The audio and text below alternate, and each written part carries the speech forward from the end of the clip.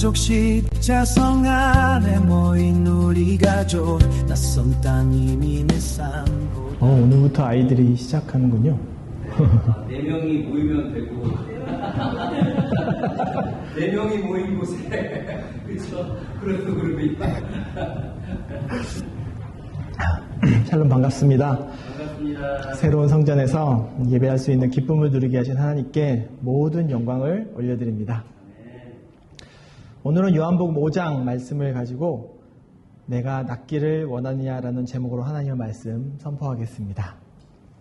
우리는 지난주에 쇼온 강도사님을 통해서 요한복음 4장 마지막 부분 왕의 신화를 통해 행하신 표적을 보았습니다. 오늘 본문은 그 4장 바로 다음으로 나오는 요한복음 5장입니다. 하나님께서 저와 여러분에게 말씀 안에서 은혜 주시기를 간절히 소망합니다.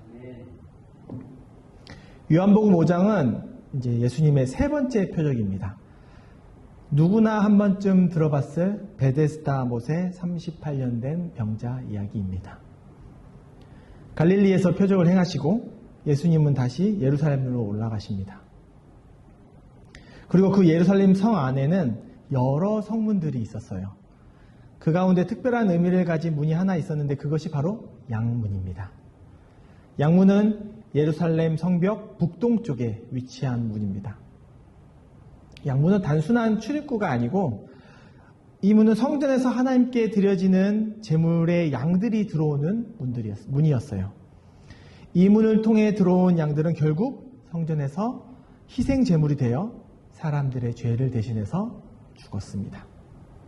그렇기 때문에 양문은 그냥 출입만 가능한 단순한 문의 기능만 하는 것이 아니라 죄의 속죄를 상징하는 문이었습니다. 그런데 그 양문 바로 곁에 못이 하나 있었어요. 요한복음은 그 못의 이름을 베데스다라고 기록합니다. 본문 2절 함께 보겠습니다. 예루살렘에 있는 양문 곁에 히브리 말로 베데스다라 하는 못이 있는데 거기 행각 5이 있고, 양문 베데스다라고 하면 그냥 확 들어오지 않잖아요. 이해를 돕기 위해서 제가 영상을 한번 준비했는데 한번 볼까요? 저기는 이제 양문이에요. 네. 저 양문에서 이제 조금만 들어가면 바로 그 이제 베데스다 못으로 들어가는데. 간다. 들어가면 나온 데가 지금 있어. 베데스다. 있어. 예, 있고. 자, 저기가 바로 이제 베데스다예요. 저기라고요? 베데스다. 연못이 어디 있나요? 자, 보세요. 굉장히 깊습니다. 어머, 그렇게 깊어. 엄청 깊어요. 예. 그 아까 요한복음 5장에 보면은 예. 행각이 몇 개 있다? 5개. 5개. 행각은 정자와 같은 거거든요. 예.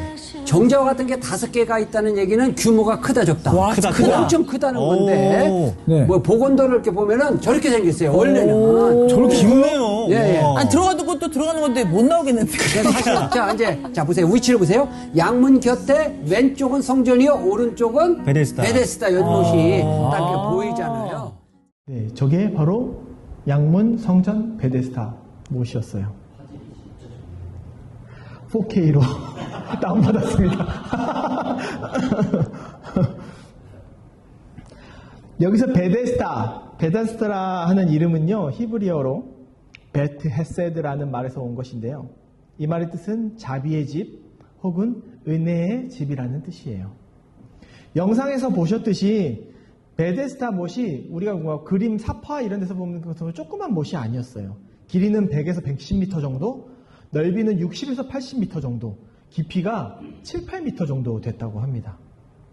그런데 이 베데스다, 은혜의 자비의 집이라는 이름을 생각하면서 그곳의 모습을 바라보면 우리는 매우 아이러니한 장면을 보게 됩니다.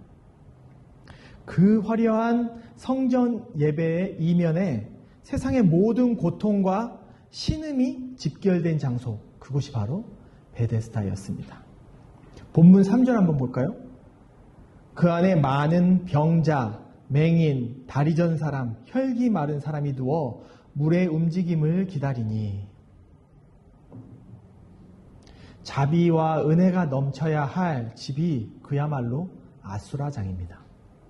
흡사 지금 시대의 병원 응급실 혹은 신유 집회 같은 느낌일 것 같아요. 이곳은 사회에 버려진 사람들, 종교적으로 부정하다고 낙인 찍힌 자들이 모인 병동과도 같았어요. 그곳에는 건강한 사람이라고는 없었습니다. 오직 병든 사람, 아픈 사람, 상처받은 사람들만 있었어요. 눈이 보이지 않는 사람도 있었고요. 다리를 움직일 수 없는 사람도 있었고, 몸이 마르고 쇠약해진 사람들이 있었습니다. 근데 왜 그들은 그곳에 모였을까요? 본문 4절입니다. 이는 천사가 가끔 못에 내려와 물을 움직이게 하는데 움직인 후에 먼저 들어가는 자는 어떤 병에 걸렸든지 낫게 되미르라. 그들은 모두 하나의 희망을 붙잡고 있었습니다. 그것은 물이 움직일 때 가장 먼저 못에 들어가는 사람이 병이 낫는다는 믿음이었습니다. 그 말이 어디서 왔는지, 어떻게 그런 말이 생겼는지 알 수 없었습니다. 그래서 그곳에는 이상한 긴장감이 있었어요. 누군가 먼저 들어가면 다른 사람은 기회를 잃어요. 누군가 낫게 되면 다른 사람은 희망이 사라집니다. 그래서 베데스다는 자비의 집, 은혜의 집이 아니라 경쟁의 집이 되어버렸습니다. 여러분, 이것이 진정한 자비입니까? 가장 몸이 빠른 사람, 가장 덜 아픈 사람이 1등하는 것이 지금 이 베데스다 못의 시스템인 것이에요. 진짜 죽어가는 사람, 진짜 아픈 사람, 스스로 움직일 수 없는 중환자는 영원히 1등을 할 수가 없어요. 이것이 자비의 탈을 쓴 경쟁의 현장인 것입니다. 이 모습은 단지 이 시대의 이야기만이 아닙니다. 이 모습이야말로 죄로 인해 무너진 죄가 지배하는 지금의 세상의 모습과 다르지 않을까요? 오늘 말씀은 단순한 치유, 기적 이야기가 아닙니다. 이 말씀은 죄로 병든 인간의 모습과 그 인간을 찾아오시는 예수님의 은혜를 여실히 보여주는 말씀입니다. 그리고 그곳에 바로 38년 된 병자 한 사람이 있었습니다. 본문 5절입니다. 거기 38해 된 병자가 있더라. 사랑하는 오션파크 교회 성도 여러분, 38년 동안 아파본 적 있으십니까?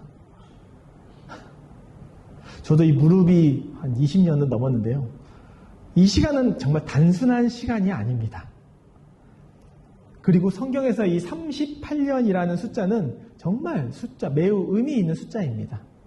신명기 2장 14절은 이렇게 말해요. 가데스 바네아에서 떠나 세렛 시내를 건너기까지 38년 동안이라. 이스라엘 백성은 약속의 땅에 들어가지 못하고 38년 동안 광야를 방황했어요. 왜 그랬습니까? 믿음이 없었기 때문입니다.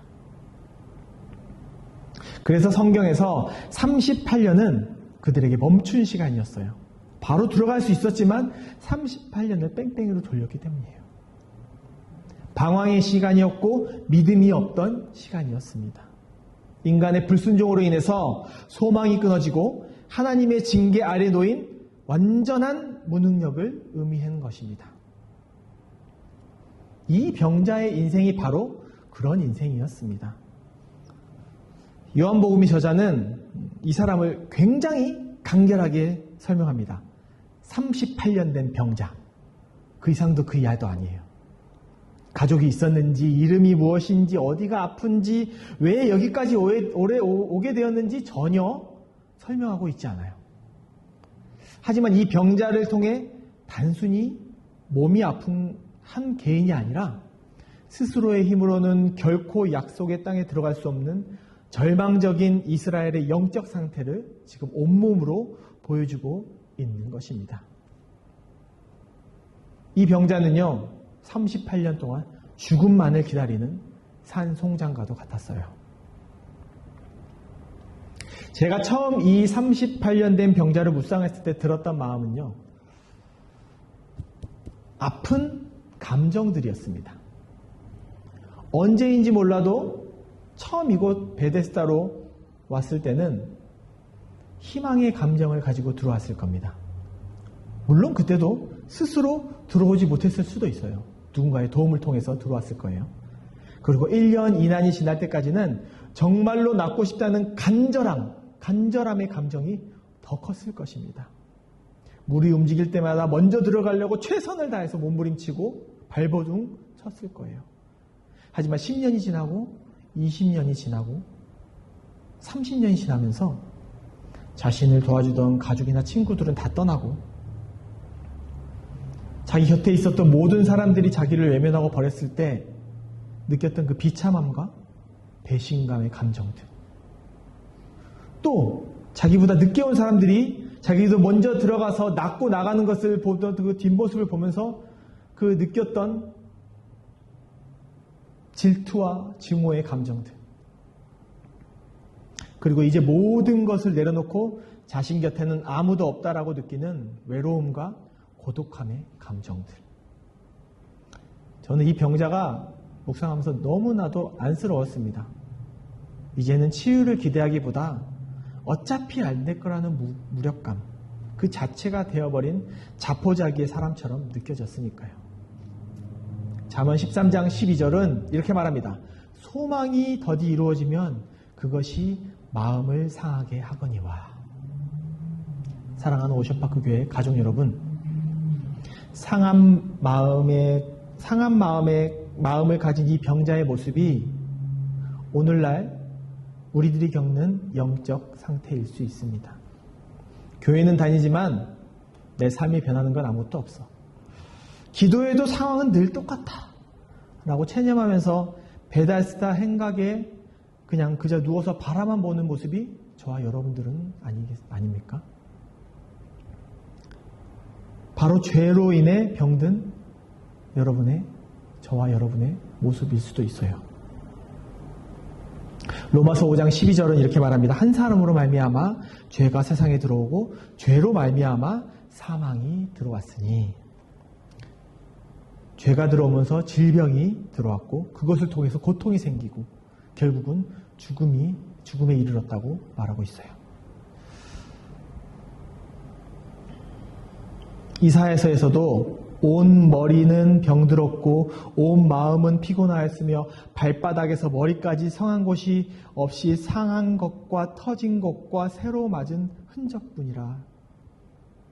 이것이 바로 죄로 병든 인간의 영적 상태입니다.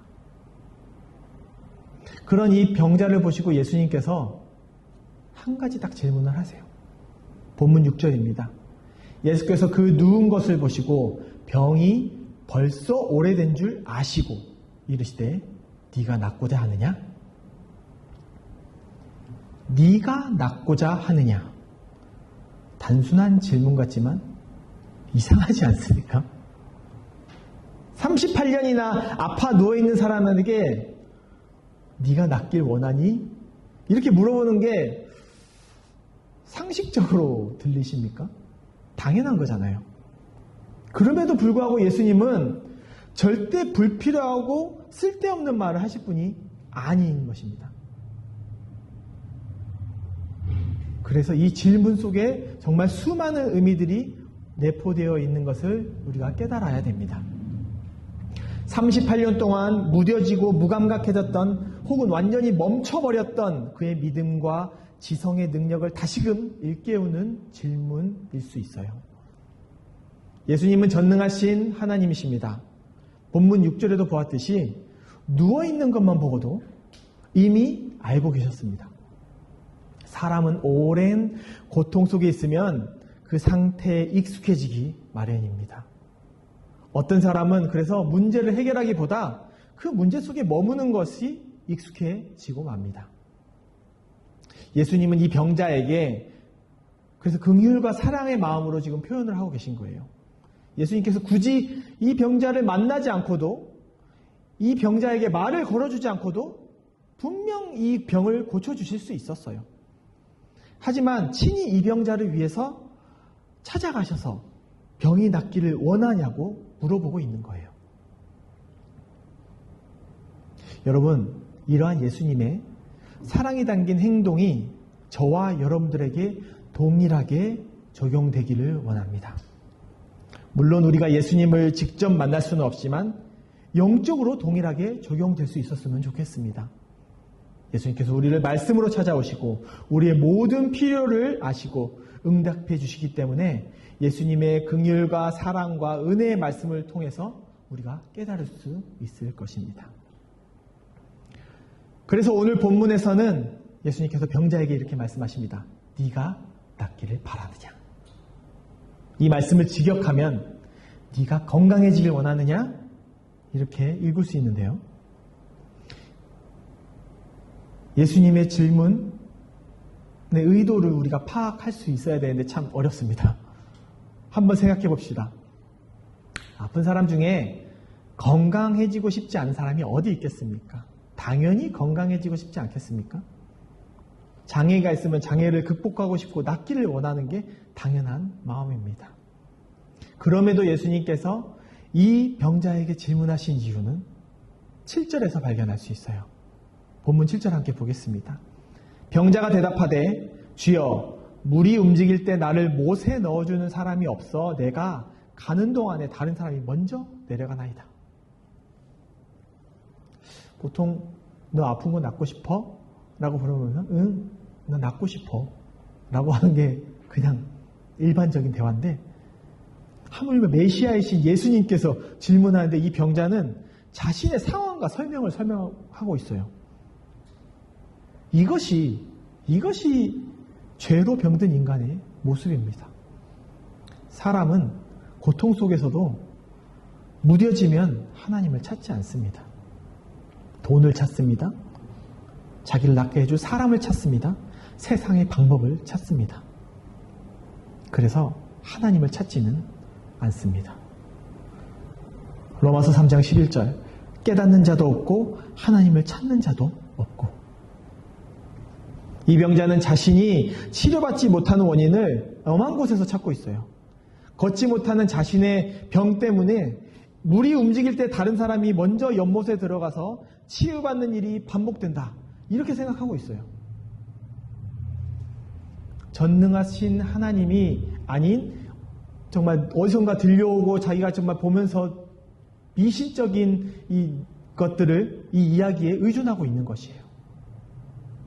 그래서 이 병자는 물이 움직일 때 지금 나에게 질문하는 이 예수님께서 자신을 이 베데스다 못에 넣어주기를 간절히 원하고 있는 거예요. 하지만 예수님께서는 이 병자에게 그런 모든 생각들을 깨트리기를 원하세요. 교정해 주시기를 원하시고 건강해지기를 원하느냐 이런 질문을 하고 있어요. 다른 사람이 먼저 못에 들어갔기 때문에 자기의 병이 나을 수 없다는 답변에 예수님은 이렇게 한마디로 명령하십니다. 본문 8절입니다. 예수께서 이르시되 일어나 내 자리를 들고 걸어가라 하시니 개역 개정 성경에서는 우리 한 문장으로 명령하신 것처럼 보이지만요. 원어나 영어로 보면은 예수님은 세 가지 명령을 하고 있는 것을 볼 수 있습니다. Get up, pick up, and go up and walk. 일어나라. 너의 자리를 들어라. 그리고 걸어가라. 정말 심플하지만 이 안에 복음이 있습니다. 예수님께서 누군가를 치유하실 때 어떤 도구나 매개체를 사용하지 않으십니다. 미신적인 생각이나 믿음이 아닌 오직 예수 그리스도의 말씀으로 치유가 되는 것을 지금 보여주고 계시는 거예요. 깨닫게 하고 계시는 것이에요. 그리고 본문 9절 이렇게 말합니다. 그 사람이 곧 나서 자리를 들고 걸어가니라. 이날은 안식일이니. 9절 이전에 이 사람을 성경은 이 병자, 38년 된 병자 이렇게 표현하고 있어요. 그런데 이 9절부터 이 사람이라고 표현을 하고 있어요. 예수님께서 낳고 난 이 사람에게 새로운 정체성을 지금 부여해주고 계세요. 예수님의 전능하신 능력이 얼마나 강력한 것이지 알 수 있는 것이 사람이 다치면요. 보통 다시 나을 때 재활훈련이라는 것을 합니다. 저희 어머니도 이번에 급성 뇌경색으로 다리에 마비가 왔는데 재활운동을 그렇게 열심히 하시고 계시거든요. 근데 그 마비가 풀리고 온전하게 다닐 수 있는 시간이 지금 제가 온 지가 한 달이 넘었는데요. 한두 달 갖고는 택도 없어요. 되지도 않아요. 그런데 예수님께서는 이 병자에게 명령하시자마자 이 38년 동안 쓰지 않았던 그 다리가 온전한 사람처럼 일어나서 그 즉시 나아서 일어나 자리를 들고 걸어날 수 있다고 지금 말하고 있는 거예요. 예수님은 그러신 분이십니다. 근데 여기서 특이한 사실이 하나가 있어요. 38년 된 병자를 이렇게 묵상하고 있으면요. 본문 2절에서 10절 쭉 보는 동안 그 뒤에까지 단 한 번도 예수님을 찾지 않습니다. 예수님이 누구인지도 몰라요. 그런데 예수님께서는 이 병자, 이 38년 된 이 사람을 찾아오셨어요. 이 사람은 이 본문을 읽는 동안 예수님을 믿었다는 말이 없어요. 처음부터 예수님께 병을 고쳐달라고 애원하지도 않았고 심지어 예수님의 이름조차 몰랐어요. 그리고 낫고 난 후 자신이 고침받았으면 고쳐준 은인에게 이름이라도 물어볼 수 있잖아요. 이름도 안 물어보고 자리를 두고 냅다 걸어가 버립니다. 그럼에도 불구하고 예수님께서는 믿음이 없는 이 사람을 즉시 온전하게 회복시켜 주셨습니다. 예수님께서는 아픈 사람의 믿음의 유무에 관계없이 고쳐주신다는 사실을 우리가 알 수 있습니다. 만약에 아픈 사람에게 믿음이 있어야만 고침받을 수 있다면 그것은 예수님의 능력이 반쪽짜리 능력일 것입니다. 하지만 오늘 본문처럼 믿음이 있든 없든 상관없이 말씀에 온전히 반응하지 않는 사람에게까지 예수님의 능력이 영향을 미친다는 것을 우리가 깨달았습니다. 이것이 예수 그리스도의 참 복음입니다. 제가 이 말씀을 준비하면서 여러 가지 생각이 들었어요. 처음에는 이 38년 된 병자가 예수님께서 찾아오셔서 이 한 사람을 위해서 예수님께서 오셨구나. 그 수많은 사람 중에 이 한 사람만 고쳐주시는 게 참으로 하나님의 은혜구나 라고 생각했어요. 이 사람은 참 복되다. 이 사람의 믿음은 어떨까? 이렇게 생각을 했어요. 근데 이 말씀을 준비하면서 보니까요. 이 사람이 되게 나쁜 사람이더라고요.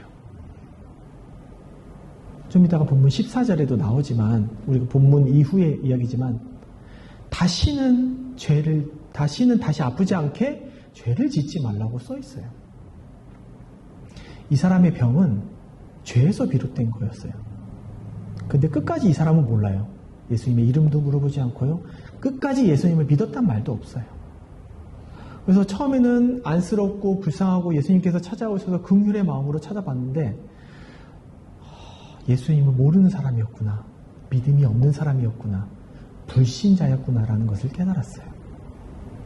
그럼에도 불구하고 예수님께서는 그런 사람까지도 깨끗하게 낫게 해주시는구나. 예수님은 우리뿐만 아니라 모든 사람을 위한 신자뿐만 아니라 불신자까지를 위한 예수님이라는 것을 다시 한번 깨달을 수 있었습니다.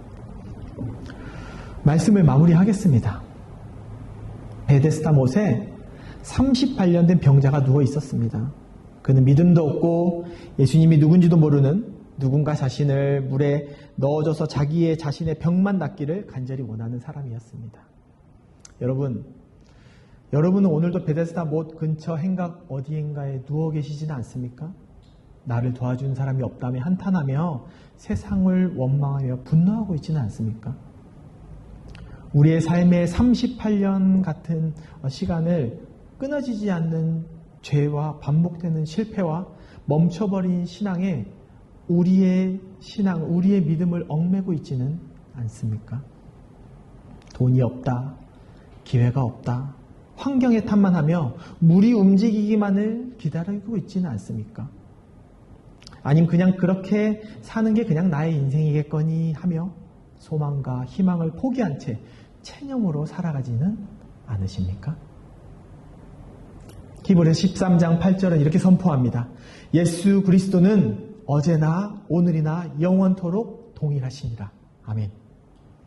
베데스다의 선착순 은혜는 1등만 살리지만 예수 그리스도의 찾아오는 은혜는 가장 뒤처진 자, 가장 자격 없는 자를 먼저 살려주셨습니다. 2000년 전 베데스다에 찾아줬던 그 예수님이 지금 이 시간 성령으로 여러분 앞에 서 계십니다. 그리고 물으십니다. 네가 낫고자 하느냐?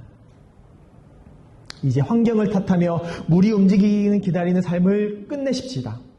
주님의 음성에 반응하시고 여러분을 짓누르던 열등감의 자리, 질병의 자리, 가난과 중독의 자리, 실패의 자리를 믿음으로 박차고 일어나 베데스다를 떠나는 저와 여러분 되기를 간절히 소망합니다. 여러분이 그 자리를 들고 일어날 때 여러분의 인생은 더 이상 절망의 베데스다가 아니라 하나님의 영광을 선포하는 거룩한 무대가 될 것입니다. 세상은 여러분을 통해 살아계신 하나님을 보게 될 것입니다. 이번 한 주간 우리 삶의 모든 현장에서 일어나 걸어가라 말씀하시는 주님의 명령에 순종하여 참된 자유와 안식을 누리며 승리하는 모든 오션파크교회 성도님들이 되시기를 주님의 이름으로 간절히 소망합니다. 함께 기도하겠습니다. 오션파크 교회로 모두 모여라. 복음의 파도를 타고 높이 날아라. 다음 세대 가슴 속에 새겨질 성경, 하나님 사랑으로 우린 하나 되네. 기쁨을 목소리로